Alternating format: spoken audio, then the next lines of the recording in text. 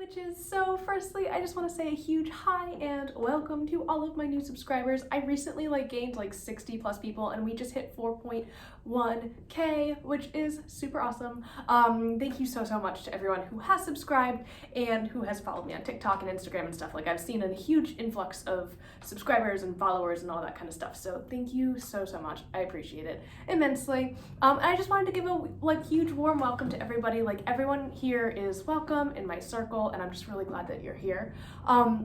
As a quick reminder, I do have a Patreon, and if you guys want some extra content and see these videos ad-free and stuff, I'm also giving away an altar set when I hit 50 patrons, so there's that as a motivation. I also do have an Instagram and a TikTok like I mentioned, and everything is linked down below. I also have a Discord server, but you do need to message me for the link. I'm trying to keep it kind of contained so we don't have random people coming in and spamming the chat.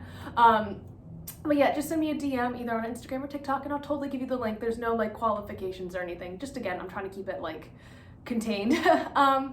Also, I am planning a deity work video, a Q&A video at the end of the month. So if you have any questions that you would like me to answer in that video, go ahead and leave them down below in the comments and I'll answer them then. So yeah, let's just move right on into the video for the day. So today I really wanted to talk about establishing a daily practice with your deities. I entered this month really wanting to work with mine every single day. I was totally ready for it and I'm yes, this is gonna be it, Beltane energy. And then I had stuff kicked off at work and I started working super late and I've been exhausted. Truly, if you've seen my videos at all this month, you can probably tell I'm just super tired. But life got in the way. I've had less time to devote to them as I would like, but I digress. I would like to tell you about how you can probably do a better job with this and hopefully start establishing your own daily practice.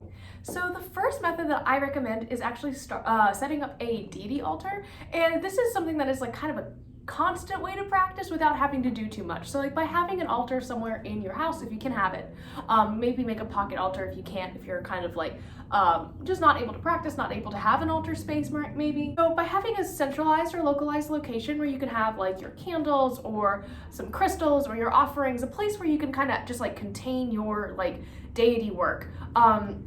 It's just a good thing to have and also a good reminder for you to practice. So it's kind of that, oh yeah, it's right here in front of my face. Let me just go ahead and, give an offering or say a prayer or something like that. And it's kind of nice because it's something that, I hate to say set it and forget it, but you don't have to move it around too much if you don't want to. Now my altar changes constantly because this is my working altar, and it happens to be also my a deity altar because I work with deities and that's kind of just part of my craft.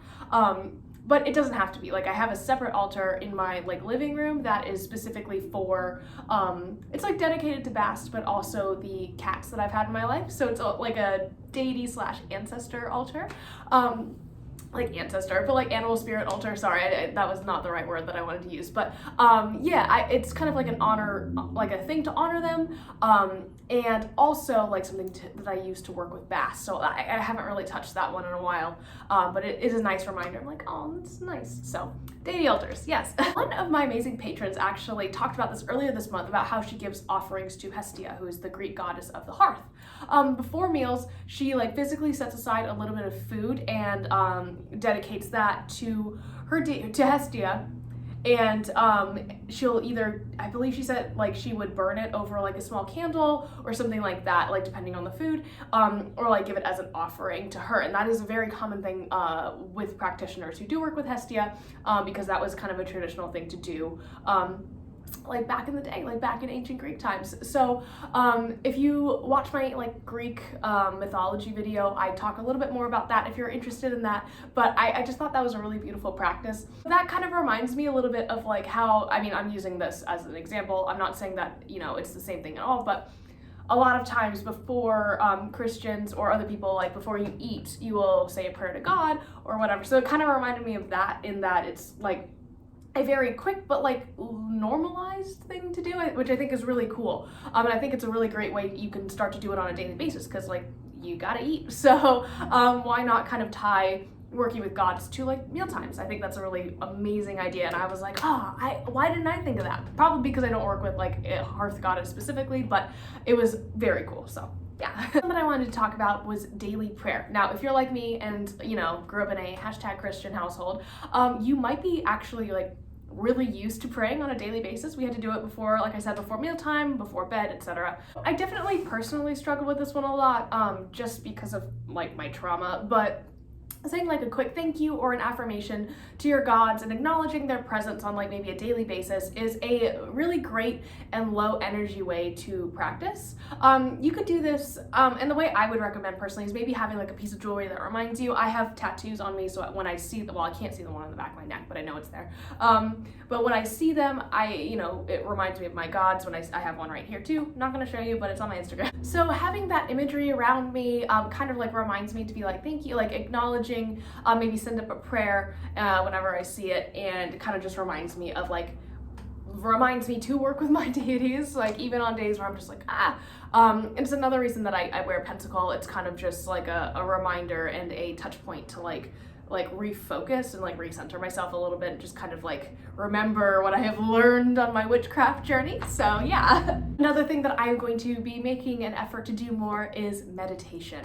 Now meditation is really, really key to a lot of witches practices, regardless of whether or not you work with deities. This is a great relaxation tool. It's great for anxiety. I really can't, like, I've been meditating for years. My mom was like really into it. My mother is a very interesting person. Like, she's truly like the witch archetype without even realizing it. Like, she's amazing. I've been doing it for a very long time, and I think it's a really beneficial practice. And more recently, I've been using it in my deity work to like connect with my deities on like a deeper level, and work with them more in a different realm of reality, I suppose. I know it's a little bit, you know, whatever, but it's a nice way for me to connect and like really just focus on that connection. So I definitely recommend maybe not daily meditation, but like at first, but I'm trying to work my way up to that. So yeah. And then the final thing is decorating your altar. If you are like me and have a working altar that is a total mess right now, didn't realize that, whoops. I like to decorate things. Like, I just love decorating and like planning things. If that's not your vibe, I totally get it. If you're like, this is my stuff and that is here and I don't like things to be moved, I get it. I totally do. I love like the finishing touches of things. Like, it just really makes my brain happy. Taking care of your altar is a great way to show devotion to your practice, regardless of whether or not you actually work with deities. And I really recommend it if you can do it. If not, it's not a requirement. None of this is a requirement. It's just some suggestions. So, you know, I just want to remind people, deity work is not all about like just giving offerings and doing rituals 24/7. Like, that totally, if you want to do that, awesome. But it takes a lot of energy, and it doesn't have to be like this, you know, very elaborate thing. Like, I feel like people kind of get into this mindset of like, it has to be XYZ, you know, like this elaborate sort of deal, right? And again, it can be, but if it's not, don't worry about it. Like, that's not a requirement. Your craft is your own, right? So whatever your relationship is with your deities, that is the most important part, right? It's all about setting aside that time to work with them, and whatever time that may be. So I hope that gives you guys some ideas for like daily worship or daily workings, and I'll see you guys tomorrow. Bye.